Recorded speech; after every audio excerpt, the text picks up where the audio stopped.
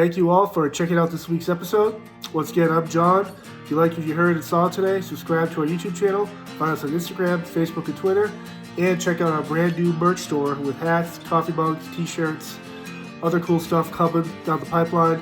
Again, thank you all for support. Be safe, and see you next week. How's it going, everyone? John here, the host of Spirit Talk, and today we finally get to have on Jerry Trimble, the Golden Boy, two-time world kickboxing champion, actor, writer, producer, director, youth motivational speaker, and one of the few guests I've yet to have on the podcast since I started this 3 years ago.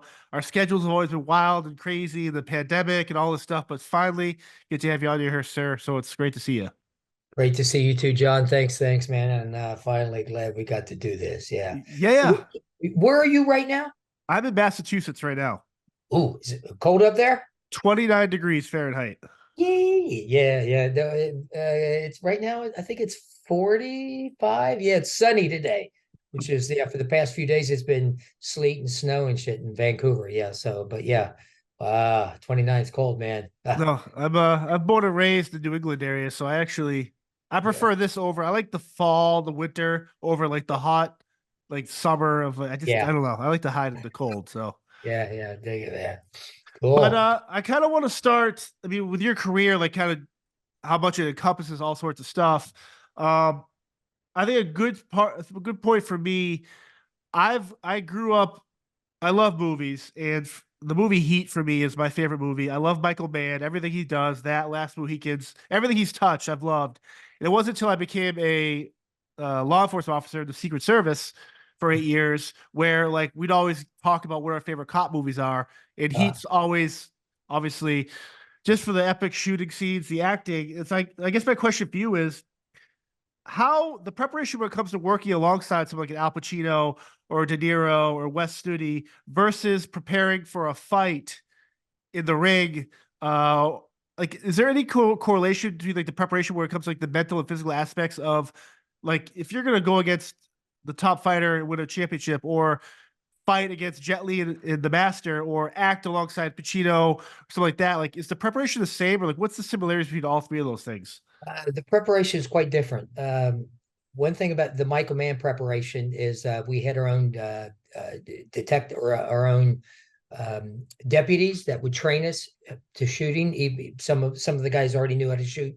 We knew how to handle guns, but we took probably about 2 weekends to go with our deputies and do shooting and firing and learn how to handle guns. With the to do a fight scene, it's that we usually it's on the day. It's on the day of. When we did the Masters, that was all on the day of, and everything kept changing. Michael Mann is, from his films, he's so meticulous, and everything's got to be perfect. We went in days before to work to do the scenes, to rehearse the scenes. So there's a lot more preparation in a multi-million-dollar budget movie than a low budget action film like The Masters. Way more preparation and just putting everything together. With I guess why I love Heat is because the interaction with all of you, Wes, Al, your character, everyone in that police unit, like you talk about training and stuff like that, but was it tough to kind of build that rapport organically with the rest of your cast? Because it just seemed like you guys, if something really did go down, could actually be held like reliable enough to like kind of figure out what's really going on. Yeah, dude, I was scared to death. I was fucking scared. It was freaky. Yeah, that was my breakout film. That was my first big film because I had done all these low budget action movies.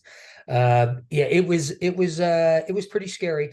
In the draft, when we got on set, right when we got on set, we did it was like 2 or 3 days, a few days in, and then boom, they gave us another draft. And in the first draft, I died. I got killed. And in the last draft that we got, oh my God, who the blonde guy, oh my God, that got killed. Oh my God, I can't believe I forgot his name. Forgive me, brother. Oh, the cop or the bad guy? The cop, yeah. He played Bill in Silence of the Lambs. Oh my God. Yeah, Ted it's Levine. Ted Ted Levine. Levine. Yeah, Oh yeah, yeah. yeah, So, yeah. I love you, Ted. Yeah. Yeah. It was like, oh shit, I'm going to live now. And he died. So, there was it was a little intimidating. I kept having to pinch myself, calling my agent going, listen, and once we signed the deal, it took a while to get it started. And I kept calling my agent going, we got this, right? This is a go. Because we hadn't signed contracts yet. And they said, yeah, Jerry, everything's a go. Just relax, chill, and you got it. That was my first big film. And I'm like, on my vision board at the time, I had Al Pacino and Robert De Niro to do a film with. And who would have thought I'm going to do a film with the same, do Right. both of them with the same film, which is, it was a godsend, man. It was just fucking, it was beautiful. It was an amazing experience. I was extremely intimidated. Yeah. And everybody pretty much was cool on set. Al was great. On the firing range, when we had our deputy, huge firing range. It was me and my deputy on one side, and then two more guys on the other side. It was Robert De Niro and his deputy. Awesome. And it was like just the four of us on this huge firing range. And I went, is that Robert De Niro? And my deputy goes, yeah. I said, excuse me, Rob, I'll be right back. So I had to go down and go meet him and introduce myself. Everyone was just lovely, super nice, super cool. Yeah. And then after the first few days, I felt like, you know what? Because I think in the beginning, I didn't really know if I was like, God, I deserve to be here. I belong here. And I didn't believe it in the beginning. But as the days went on, everybody made me feel comfortable. And it's Wes Studi. I love the guy. Oh man, he's just a gem. He is such a sweet guy. Yeah. I mean, everybody was great, but Wes, I love Wes. He's just a great guy. Yeah, he made me feel right at home. Yeah, he even got me he's not my manager now, but he even signed me up with his manager, which is, I mean, that's how much he believed in me. So it was That's nice. awesome. Yeah, It's you mentioned it being your big break, but I'm super familiar with all the B movie action movies. I love all that stuff. Kickboxers, yeah. all the Master, all that type of stuff. So when I first saw the movie, being aware of you, I was like, okay, there's gonna be at least an action scene where it's hand-to-hand combat, or he's gonna kick someone in the face. And I think why I love your character so much, and even that movie, is like it's so grounded in reality that it was cool to see you. Like maybe you could kind of touch upon. Yes, it was your big break, but not only are you a phenomenal athlete, stuntman, all this stuff, but you're a great actor. It's kind of cool to kind of see that aspect of it, where it's like, yeah, he can kick your head off really quick, but he can also act with the best of the best. Yeah. I mean, it enabled me to kind of go inside and go, whoa, because this Detective Schwartz, he was calm, he was cool, he had to be, he in all the other films I did, I was like, rah!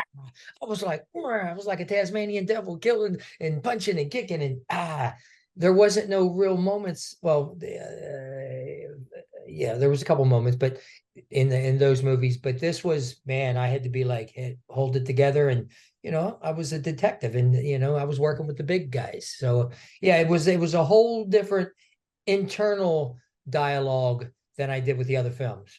I had to, yeah, it was cool, calm, and collective, and and intense at the same time. Yeah, it was pretty cool. When it comes to doing a fight scene with someone like Jet Li or like a Tom Cruise or the cast of Charlie's Angels and stuff like that, is it tougher for you to prepare for someone who's not traditionally a fighter or athletic enough to usually do their own type of stuff? Or like someone like Tom Cruise, we all know he's prolific in his stunts and stuff, and then Jet Li's Jet Li. But when it comes to like other fight scenes, is it tough for you to kind of like put that together with a stunt coordinator if the other person doesn't really know what's going on?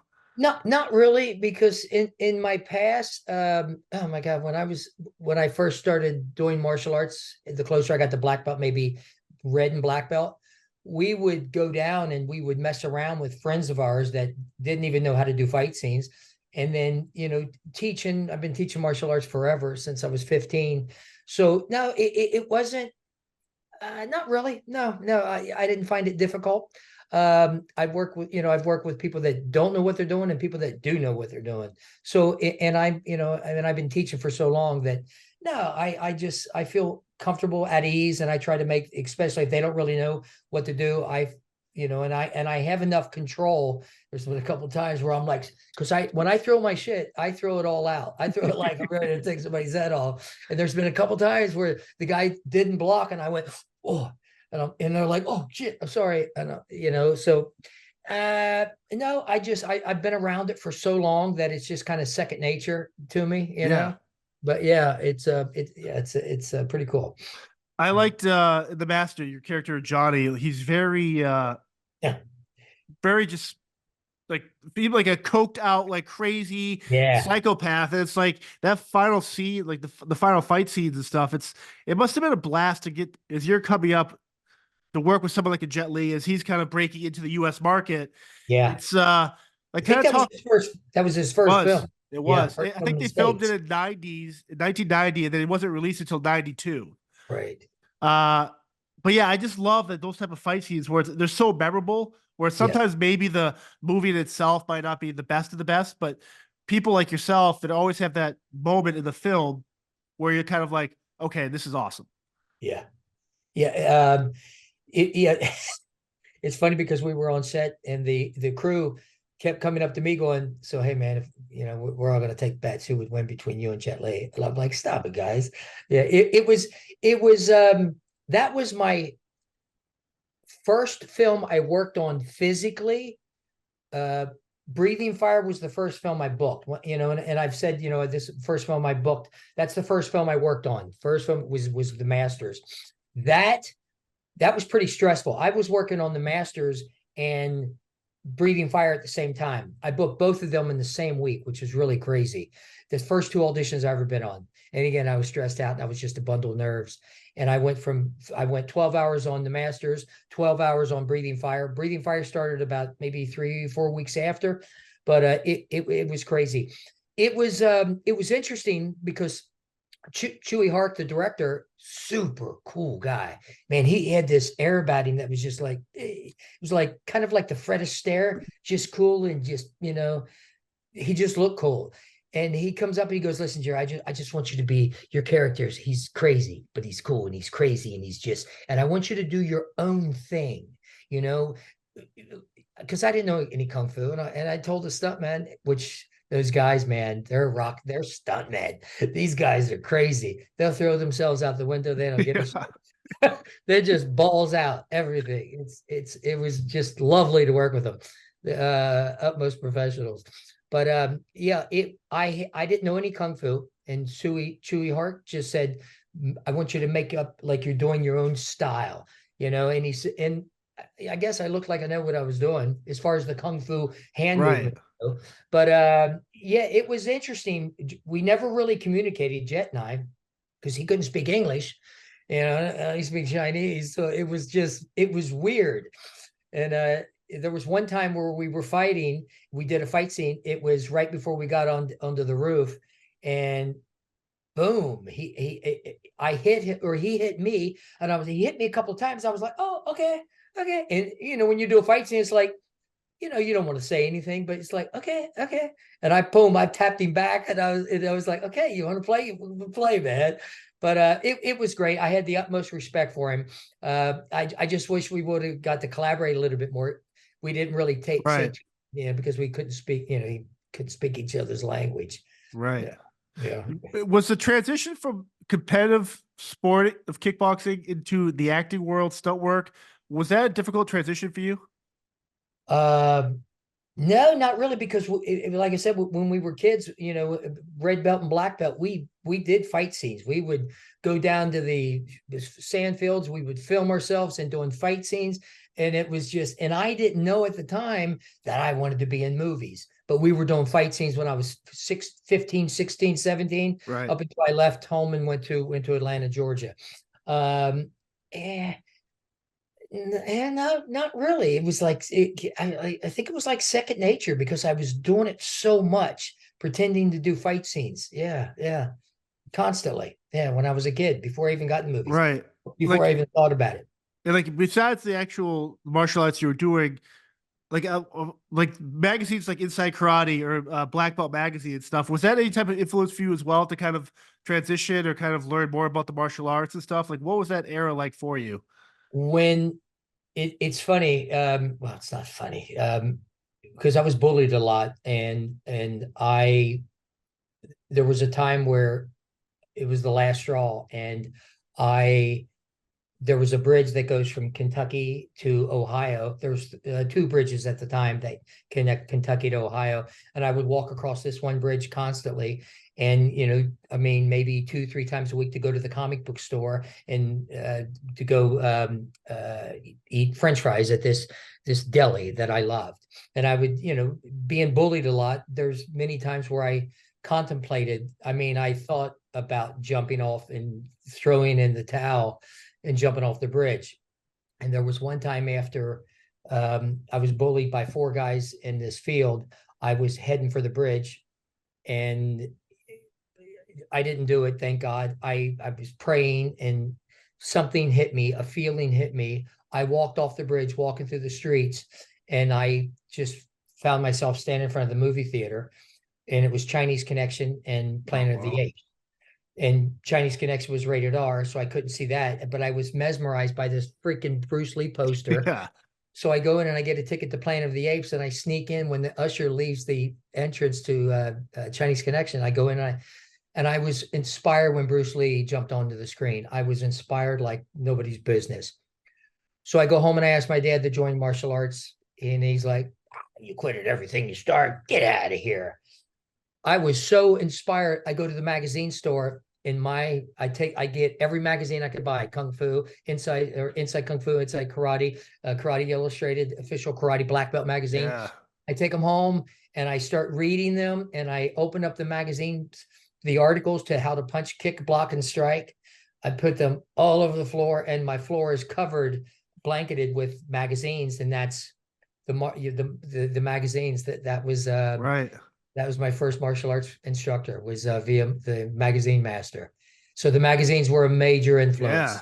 Bruce Lee, and then the magazines. Yeah. It's like going through the grocery stores now, even some like the major bookstores, very rarely we see something outside of black belt. And I remember like 15 years ago, I remember walking by, like seeing like Cynthia Rothrock or like Richard Norton or like these people, Keith Cook and stuff on like these magazine covers. Like, this is so cool. Now, I never did martial arts, but I grew up watching their movies, and I just loved how they competed. But then you go through now, it's like, is this generation, with technology changing and social media and YouTube and TikTok, and like people could still get training, and I guess, but I feel like it's the magazine era of that. It just changed, I think. And I don't know if kids these days, that someone like you are going to be like, do you notice a sense of that? I mean, you work with a lot of these children and stuff, but have they talked about this kind of disconnect with what your upbringing and why the bullying led you to do what you do now versus these kids now? These kids, I deal with a lot of bullied kids. Yeah. And they're going through the same thing that I went through. The thing that they're going through that I didn't go through was cyberbullying. Mine was physical and verbal abuse, and it was constant. It was quite a bit, and there was a lot of times where I, told my mom, I'm sick. I don't feel like going, just because of fear of being bullied and ridiculed. And a lot of these kids go through the same thing. They're going through depression. I noticed a lot of depression, a lot of insecurity, and that when I started teaching when I was a green belt at 14. I got into martial arts at 14, started teaching at 14, 3 or 6 months later. I mean, man, I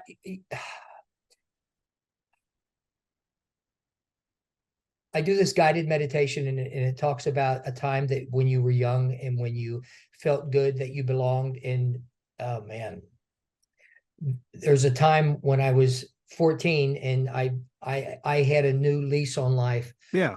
And I remember walking to the karate school, 2 miles to the karate school, looking in the mirrors of the store front windows and seeing myself carrying my white belt and just messing around and just throwing kicks that I didn't know how to throw, and just being inspired.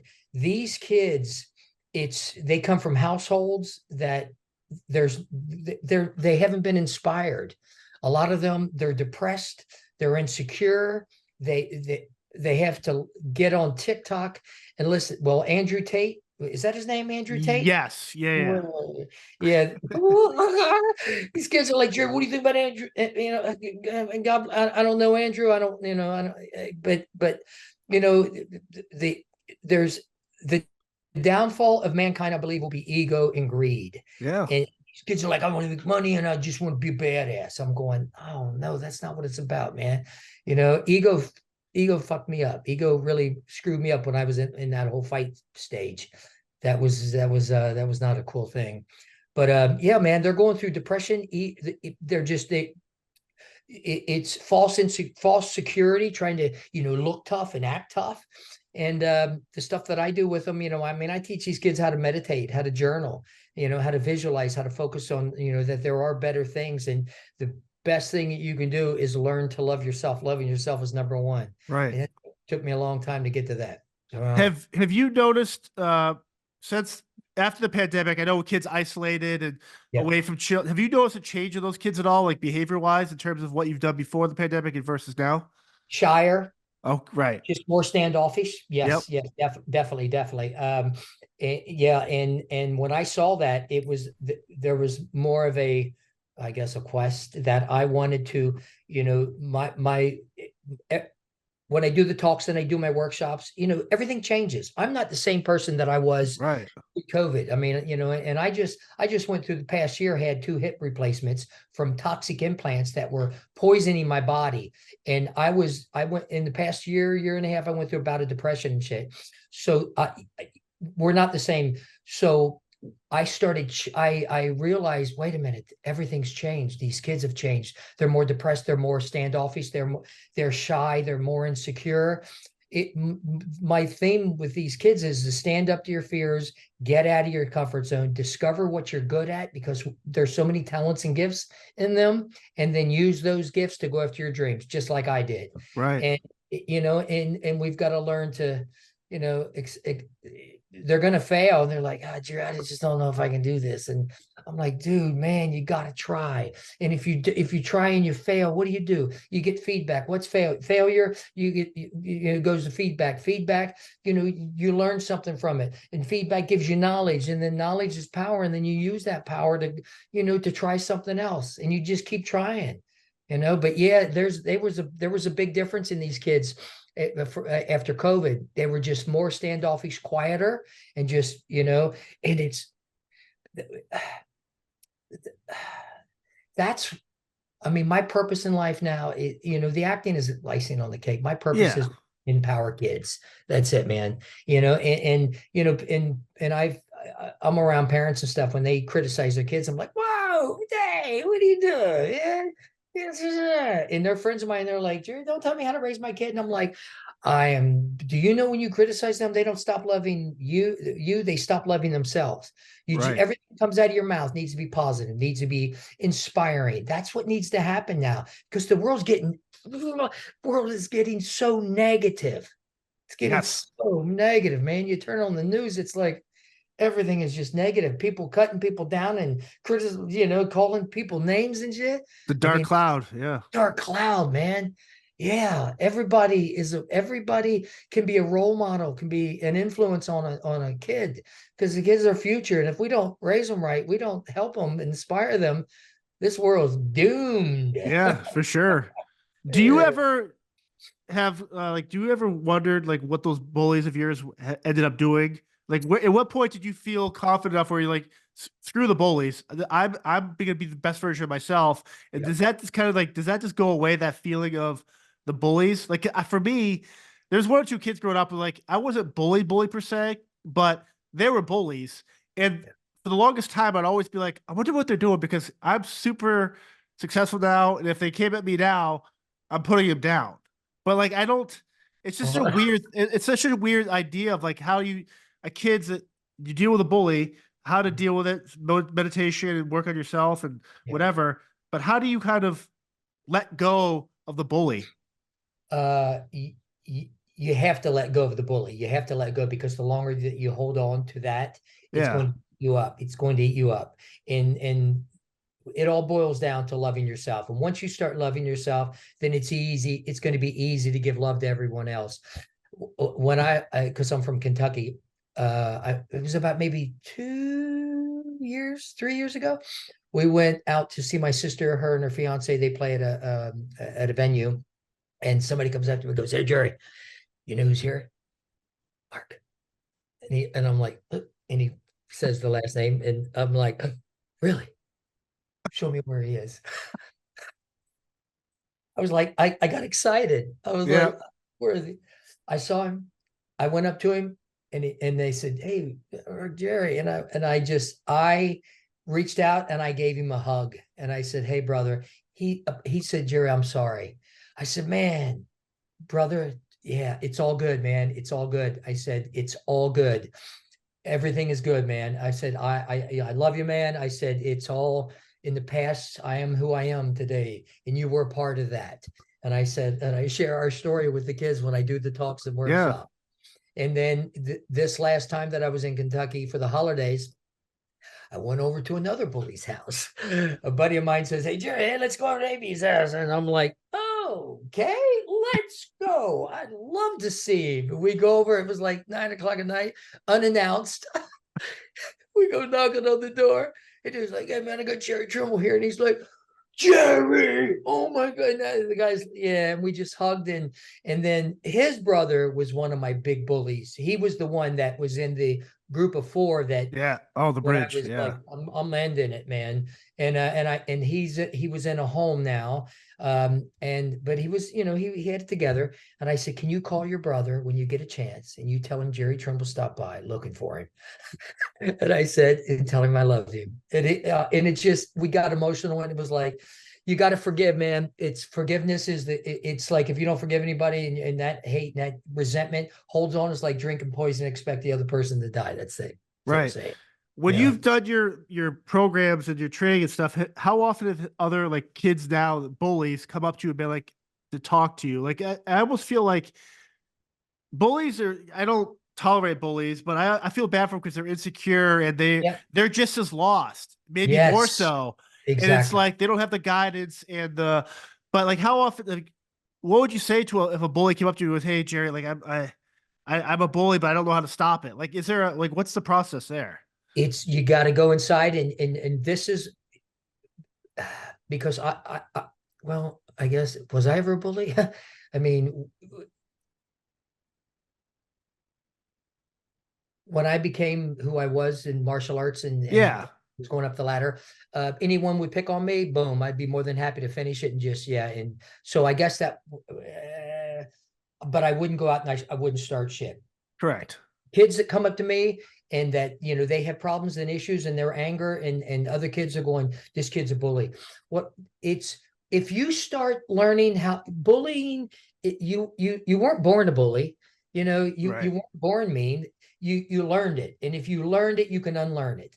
But I believe that it all stems, it all comes back to correcting it, to fixing it, to self-love. And I keep going back to self-love and self-care. Yeah. That's the key to everything. That is the key to everything, because I dealt with abuse, and I abused my body, and I did drugs. I had a drug overdose. I drank, and if I wasn't training for a fight, I was partying 7 days a week with my buddies.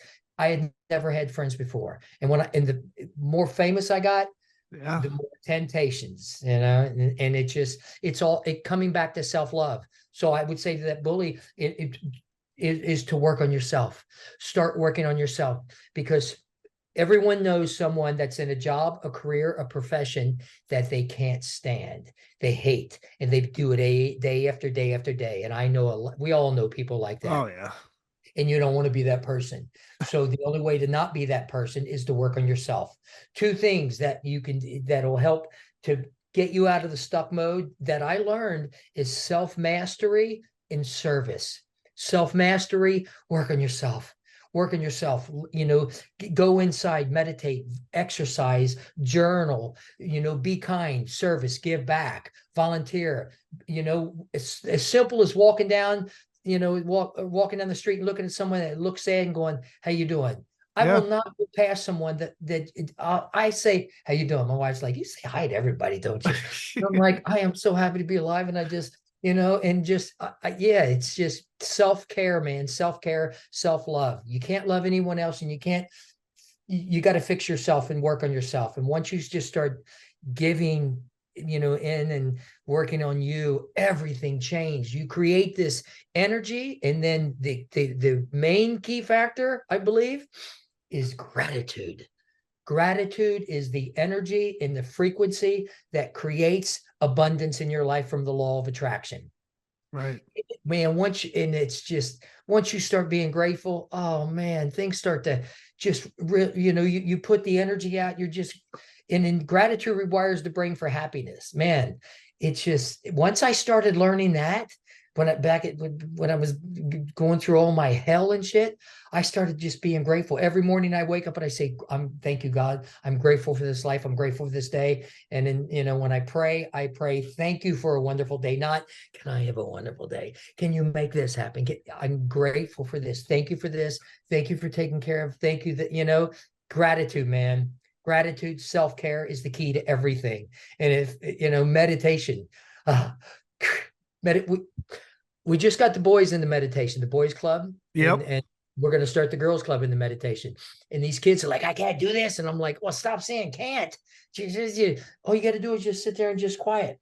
These kids are coming up to me going, Jerry, whoa, man, I've been meditating every day. And I said, how long you meditate? They said, I do like 3 minutes. I said, excellent. And they're like, and I said, what have you gotten from it? They said, I just feel calmer. I feel less like I want to yell at my brother or sisters. I just feel good. And then we went, and the boys there are some that are getting into it, some that are not. And I highly recommend, if everyone in the world were to meditate, my God, this would be a great place to live. It would be just, yes. So what's like the best way to get that mindset? Like I always see the perception of it when you see it like TV shows and movies where just like sit Indian style on a rug, light a candle, and you're just quiet. But is it really that easy? It's the easiest, hardest thing to do. Okay. I don't know if I have the patience. The hardest, easiest thing. Yeah. For you. Yeah. I started with, I went online and I just YouTubed all these different styles of meditation. And then Russell Simmons, I wanted to do transcendental meditation. I moved to Vancouver about 13 years, and I started meditating about 3 years before that. And I meditated because, when I was fighting, I was getting into bar fights 2-3 times a week. And I don't say this to, it was cool. It was the stupidest thing. It was immature. It was just dumb. But we were out partying, and anyone were to mess with me or my friends, I'd be more than happy to, stop it. And when I moved, when I had the drug overdose, I was actually at the time staying with Glenn Hughes from Deep Purple, Black Wow. Sabbath. Yeah, Glenn and I were best friends. I moved in with him. That's awesome. Yeah. So after that happened, I moved to California and then got introduced to meditation about 5 years later, because once I moved to California, boom, here I was in a bar, and some guy comes up to me and he's like, he picks on me, and I'm talking to somebody about Taekwondo in the bathroom, taking a leak, and this guy goes, oh, you Taekwondo? Yeah, fuck you. Yeah, that's bullshit. And I'm like, oh, no. And he goes, come on, man. He goes, I'm what, so many years of Kung Fu or Kung Fu in the Navy or something. And I was like, no. And he pushes me, and I said, I take him outside. We go outside of the bathroom. Boom, I hit him, knock him down, knock him out, fucking over. And I told my friends, I says, we got to get out of here. After that, I started researching meditation. And I'm like, and I started Russell Simmons, because I wanted to do transcendental meditation, which was, it was super expensive. And I said, I can't afford transcendental meditation. It's like crazy. And I said, why am I going to pay somebody to meditate? Teach me how to meditate. All it is just me. Russell Simmons says, who does transcendental meditation, Russell Simmons says, you just sit quietly and just focus on your breath. So I started doing that and just breathing. And then I realized the benefits of it's going to help me with my discipline and with my focus, which is going to help me with everything else. I started meditating. I stopped getting into fights. I stopped attracting that energy, and I started feeling really calm. And it was like, whoa, I liked who I was becoming. And then I just started transcendental meditation in 2022 in December. And Wow. So when I teach the boys club meditation, I just have them sit. We sit for 3 minutes. I say, well, let's do 3 minutes. And then we just breathe in and focus on your breath, breathing in slow and out slow. Your mind's going to wander. It's going to drift. Don't judge it. Just you hear a sound, let it go. It's, it's your mind's going to go crazy. Just quiet and just breathe.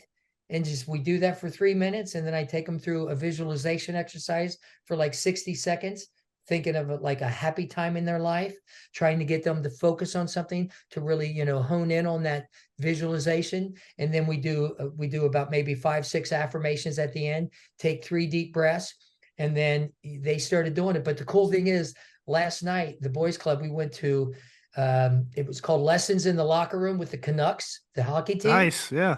And hockey players get up and they talk and stuff. And the owner of the Canucks, Francesco Aquilini, I know he meditates, and I'm like, come on, man. And we had about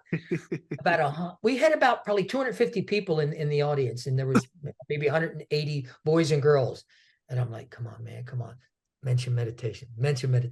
And they talked, they were doing a Q&A, and they asked him about, how does he handle things and stuff. And he goes, meditation, and he brought it up, meditation really helps. So I thought that was just, yes. So I was going around, the boys, they're going, meditation, Jerry. Yeah, man, we gotta keep doing that. So yeah, man, meditation saved my life. It literally saved my life. I'd be in jail by now by killing somebody through just anger if I did meditation. So it really, so anyone out there listening, man, meditation, you feel angry, you should exhibit anger or rudeness or hate or just abruptness on anyone, because we don't know what they're going through. Just don't take it personal. The 4 agreements. Yeah. You ever read the 4 agreements? I'm familiar with them, but I haven't read them. No.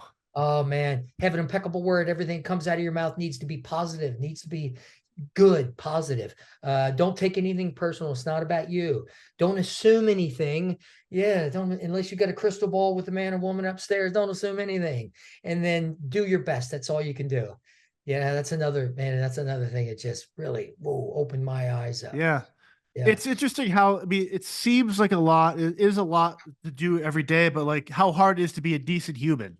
Yeah. It's like when people fall through cracks, and Yeah. if you put the work in to not only be good to yourself, but I think it just exudes that aura, where it just kind of like helps other people. Like you said, smiling to the guy at the post office, or helping that old guy or lady with their groceries to their car or something like that. It's like, that's why the pandemic, you had to mask up and you had to go certain ways and you couldn't smile, or I missed that human connection with like the people, like the hugs, or like I always laugh. It's like when you like walk by somebody, hey, how you doing? And like, I always laugh because I know people that say that, they're just going to keep walking. It's just out of necessity, just to say how you doing. But when you actually, hey, how you doing? Well, how's your family? How, blah, blah, blah. You actually have that rapport with someone. There's something to that. You don't know. I've had a bunch of people on this podcast who say that one time where they were suicidal, that one interaction where they were feeling like shit, and that person walked by, talked to them, and then something like hit them in the head, like, holy shit, I'm supposed to be here. Yeah. There's something to that. There's a lot to that. Yeah. Because I mean, we don't know what people are going through. I mean, yeah, we don't know. And there's kids. My wife, she's like, he's a youth motivational speaker. We'll go through the neighborhood. I see a kid, in a roller, and then I can't help myself but going, you're amazing. You're going to do amazing things. Never give up on your dreams.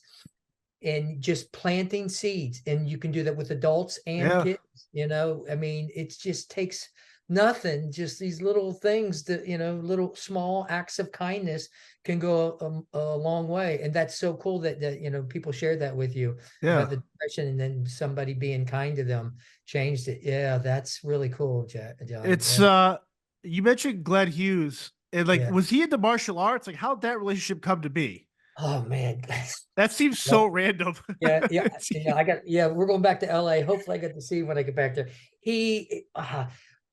My best friend who we moved to Los Angeles after I had the drug overdose.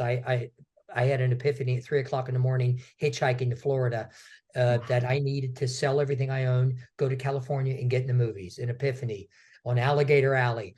And my buddy and he wanted to be a rock and roll singer. He was in a band called The Outpatients. He was in a bit with West Arkeen, who was the sixth member of Guns N' Roses, and George Bass, great guy, talented man.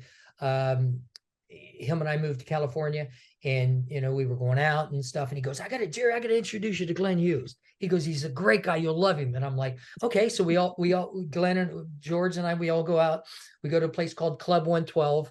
We're in there, and it's like freaking 4 o'clock in the morning, and we're drinking, and we're drinking and doing ecstasy, and just we're getting crazy. And then this guy comes up to me. I drop my keys in the club. This guy comes up to me and as I bend down to get my keys, the guy bumps his crotch into my head. And I'm like, dude, what? And he goes, fuck you. And he's like, oh, I said, seriously? Oh, gosh. And then the bouncer comes up to me, because I knew all the bouncers in all the clubs. He comes up to me and goes, Jerry, you want to take him outside? And I said, yeah, fuck you, outside. And again, this is all ego. This is strictly ego. So we go outside, and this is the night Glenn's with me.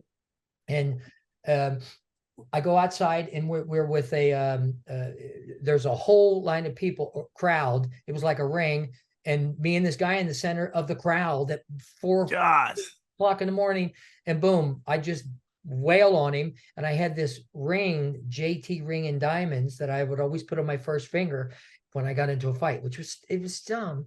And I hit this guy so hard, I had a chunk of skin hanging out of his hand, out of my ring. And again, it was ego and yeah, of course. Yeah. So we get in the car and we leave, and Glenn goes, man, he goes, listen, he goes, hey, you ever think of training me? I could use a personal bodyguard. And I went, oh, sure, okay. So we talked about driving home, and I became his personal bodyguard and personal trainer. Awesome. And we became best friends. And we were just hanging out every day. And then because Glenn had a coke problem. Yeah. And he's clean and sober now for like 38, 40 years, something like that. Just the loveliest man in the world. I love Glenn. And my job was to make sure, if he's walking around, and once he grabs the guitar and he walks off into the room, I'm like, oh, we got to get out of here, man.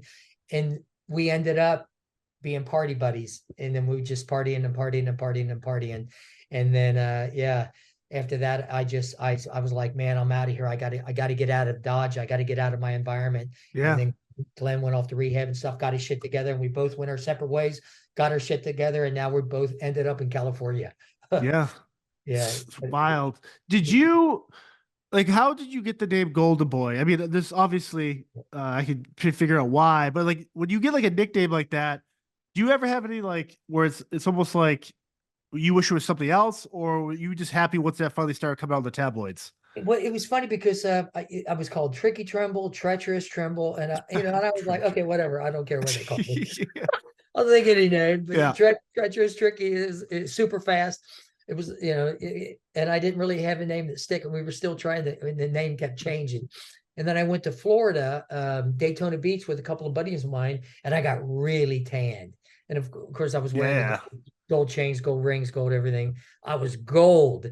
And then I come into the gym, come walking down the stairs in my cowboy boots and shit. And Asa Gordon, my trainer, he goes, "It's the Golden Boy." And I went, "Whoa, ooh." And Asa looked at me. He goes, "That is your new name." That's and awesome. I went, "Oh, wow, Asa, I said, "Oh my God, that's really cool. Golden Boy." So that's, And after that, it just stuck. And Golden Boy, gold everything, man. When it came to the competition stuff, how would now you could see a fighter up and watch your YouTube videos, clips, social media. How did you know those tendencies and how other fighters are going to react to certain stuff you were doing? Was it you'd watch them fight all the time, or was this all? No, we didn't have any. There was no YouTube like that. Yeah. Oh, that was just that era was crazy. Yeah, it was. Yeah, that was. Yeah, It was a nutty time, man. It was crazy. God, it was the craziest time of my life. It was 10 years. No, it was just on hearsay. So, my trainer Yeah. going, okay, this is what we got from the camp. This is the fight. Guy fights like this. We're gonna have to get you sparring partners in for this. And oh man, yeah. Depending on the fighter they got me to fight, it would depend on which sparring partners they brought me in. Yeah, Mhm. yeah. And I remember when I was fighting for the training for the world championship, they brought in Rick Rufus. Oh, jeez. Yeah. Man, he hits hard. He was younger. He was younger than me. I was like, man, this kid hits hard. Yeah, that was probably the toughest. Well, Jerry Rome, he was a heavyweight. He took it easy on me though. But yeah, he was pretty fast. But yeah, it all depend on the way we trained on the rumors and the hearsay that we got from my trainer saying, okay, this guy fights like this. We got to watch out for this and do this, and got to be more aggressive. And he goes back a lot. So yeah, it all depended on. But well, you know what? And I'm glad there was no YouTube and no cell Yeah. phone, because shit, I would have been done. They would have got me in the bars and the nightclubs filming me. I would have been done. You would have been perfect for TMZ Fight Club back in the day. Oh my God. I mean, it's crazy. Yeah. Well, Yeah. it's like, it's interesting with you. You're obviously super famous for your hook kick, but Yeah. when it comes to that, it's like, it's crazy. The fighters you might know, especially you get like the higher tournaments, the championships, they're well aware of you, but you're still so proficient with that. It's kind of mind-boggling to me that even though they can prepare for that, they're still not ready for it. There's something really cool to that. Yeah, and it's funny because somebody says, "Wow, man, even though when their hands are up, you still hit them." And I see so many people throwing a hook kick. Just had 2 hip replacements. So after that, and I've been thinking about this, I want to put a YouTube video on my way of throwing a hook kick. And the way I see people throwing hook kicks, the way I throw a hook kick is I throw it like a whip. And the thigh bone, you use that as the handle of the whip, and you ring it around. And at the last second, when your knee gets right where the target is, you unleash it. And you unleash it. And when I see people throwing a hook kick, if I say, I'm like, okay, you're black belt. Let me see your hook kick. And they throw it. Their foot never kicks their heel, never kicks their ass. Every single time you throw a hook kick in the air, that heel needs to kick your ass. It needs to whip so far and so fast around that it literally hits you in the ass. That's how fast you need to throw it. And if you just throw it so fast, it's going to come halfway back, which means you're taking the power away. And a lot of people, when they throw the hook kick, they throw it and the point of impact is before the actual point of impact should be. It's like secondary action or secondary. They hook it here and then boom, and then they start the hook here and then they go there. That hook needs to go from here to here, boom, and you need to kick yourself in the ass. And if their hands are up, it is going to hook it down. Yeah, because it's just going to do it. Was the chase to become champion tougher than be staying champion? Like, how was your mindset once you got the belt versus the chasing the belt? Chasing the belt was harder. Well, yeah. I was the Kentucky State champion first. That was set up in Kentucky. I fought my best friend. We had some issues. It was all ego related. We had some issues with each other, and then boom, we challenged each other, and he was the Kentucky champion. So we fought, and I beat him. And then the Georgia State Championship, that Joe Corley set that up, which is great. Then the Southeast Championship, which is visitation, the U.S. Championship. That was pretty easy to get up there. I mean, it was, each fight was pretty. I felt really good, but going for the world championship was a little bit harder because the champion kept saying no, kept ducking me, and kept saying no, and I'm like, but I kept visualizing, I kept putting the energy out there. Yeah. I kept, just doing all the work, and lo and behold, I get a call from millionaire fight promoter Jim Abernathy. He's like, "Golden boy, come over to my house." He said, "I want to talk some business." He said, "Listen," he goes, "I can get you a shot at the world championship. And after that, I'm taking you to Hollywood, putting you in the movies. All you got to do is sign here." So I signed a contract with him, which came with a new gold Buick Riviera, which was really cool. Yeah. That was big time back in those days, you know, because and then I got put on a salary. But the world champion kept ducking. He kept refusing to fight. And I'm like, oh man. So our camp came up with a plan, which was pretty cool. The world champion had a brother that was in my division. Oh God. Yeah. And we're like, oh yeah. Oh, so we fight him, boom. And I fight him, TKO in the 6th round. The world champion jumps into the ring. Leroy Taylor, great guy, God bless him, man. Jumps in the ring and goes, I want you. And then that was it. We were it's like a movie scene, man. Yeah, man. And 1 year later we fight. It was, yeah. And it was, yeah. I mean, it wasn't, I didn't win the way I wanted to win, you know, but I won. I became champion. Yeah. Right. Of course I wanted to knock him out, you know. Right. Yeah. But yeah, once getting up there, it was the climb wasn't that hard. You know, I got the fights, the titles and stuff lined up. And then once we got it that close enough, I became #1 in the world. I had to fight Tony Rosser because I fought a boxing match, one boxing match. And the boxing match was tough. And it was because we were in there, me and this guy, David Taylor, great boxer. He was 36-4, knocked out his last 3 opponents. And we stood in the center of the ring basically for the whole fight and just beat the out of each other. Yeah. We were just wailing. And after the fight, the new Atlanta Journal-Constitution, I'm like, they said, okay, how was it to box? Go from kickboxing to boxing. I said, well, boxing's tough, man. Boxing is a lot tougher than kickboxing. The promoters, they didn't like that. They didn't like that at all. And they said, Trimble's boxing is tougher than kickboxing. So they said, okay, another article came out and says Trimble suffers from attack of foot in the mouth. So they set me up with the #1 world ranked contender he just lost his world championship. He was rated #1 in the world, Tony Rosser. And they said, we're going to get Trimble fight with Rosser, and we're going to kick his ass. He's going to kick his ass and he's going to get back up on his words. It was the craziest, it was probably the easiest fight I ever fought. Wow. I was in what they call the flow state, the zone. Yeah. I had a karate school at the time. I was, I was in a really stressful state. And I told my uncle, I says, I can't do this. I can't fight. It was 2 weeks before the fight. I said, I can't do this. My uncle, who was my business partner at the time, he goes, you got to do this. You have to do this. I said, Leroy, I have not been training. I wasn't training. I don't know. I guess it was the closer I got, it was like, whoa, this is serious. And I thought, Tony Rosser, the international tiger, they call him, Tony the Tiger, he was badass. He was tough. He was a great fighter. And I think I was just, fear started to set in. And I told my uncle, I said, I can't do it. It's 2 weeks. I haven't been training. He said, you have to do this. This will help your school. It will help everything.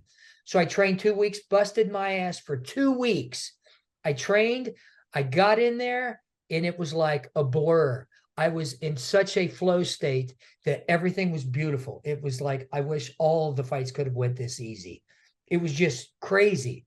Timing, it was and I knocked him out with a, spinning hook kick. It was wonderful. He couldn't come out he couldn't see, and, he couldn't see out of his right eye, and then they stopped the fight. And it was the best fight I ever had. Awesome. That's faith, man. FAITH. Fully anticipate it to happen. I changed my mindset. I started putting in the work, even though it was only 2 weeks, but I relied on faith and my abilities, and I said, I can do this, and a lot of prayer. Right. Yeah, man. And I did it. It's awesome. Yeah. And then that's when I was #1 in the world. And then he started ducking me, and then we beat his brother. So, yeah. If someone wanted to book you to come talk to their kids, a school, a program, what process is that? And how can they go about doing that?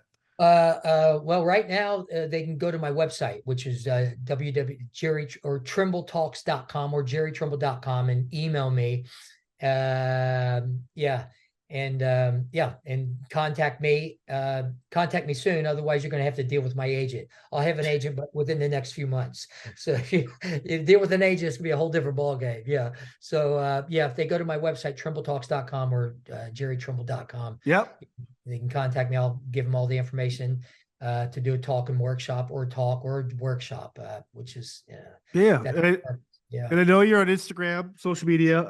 Social media, Could you kind of talk about any other, like any TV, acting, films projects coming up? Well, because of the strike, everything Yeah. man, everything is slowed down quite a bit. And I basically took myself out of it because of my 2 hip surgeries. And then I just had hand surgery, all fighting related. It's crazy. Damn. Anyone out there that is thinking about taking fighting as a career, don't do it. Don't do it. Okay. Let go of your ego, go from your heart. But I've got a script that my father-in-law and I wrote that we just finished another draft, and we're trying to get going. My father-in-law, Mickey Dolenz from the Monkees. Awesome. We're trying to get that going. It's called Socrates. It's about story of about a 13-year-old boy who is befriended by a soccer ball that comes to life and mentors him through the trials and tribulations of being a teen and struggling through bullying, depression, and all that stuff. So it's pretty cool. That's awesome. But we're working on getting that going. Got a few more projects, few more scripts, and just putting the energy out there, man. Trying to help everyone to become a better version of themselves. Yeah. Well, I can't thank you enough for jumping on here, Jerry. It's awesome. Thank you, brother. I appreciate it, man. Thank you. Oh, hello. I'm just enjoying this nice fucking candle. Anyways, I'm John, the host of Spirit Talk, and I want to talk to you about nice fucking candles.